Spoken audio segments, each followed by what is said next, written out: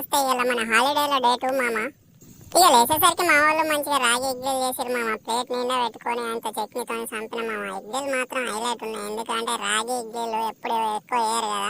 ఇక స్నానం చేసిన మామ. స్నానం చేసి బయటకు వెళ్ళినా, ఎందుకంటే మా ఫ్రెండ్ ఫోన్ చేసిండు బయటకు అందా అని అంటే ఆయన బయటకు వెళ్ళాం మామ. ఎందుకు అనుకున్నా కానీ చూసేసరికి మళ్ళీ టిఫిన్ సెంటర్ కాడ ఆపిండు, టిఫిన్ చేస్తుండు మామ.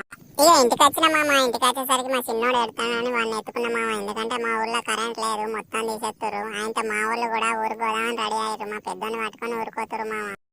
మా చిన్నోడు మాత్రం నన్ను తీసుకుపోతలేడని నోరు మాత్రం తెరిచి అని చూస్తున్నా మామ. సుతురు కదా. ఇక అప్పటికే బోర్ కొడుతుందని మా చిన్నోని పిలిచిన మామ. ఎందుకంటే రీల్స్ ఇద్దామని. మధ్యాహ్నం అవుతుంది, రీల్స్ మంచిగా వస్తాయని పిలిచిన మామ. వాడు మాత్రం వచ్చిండు.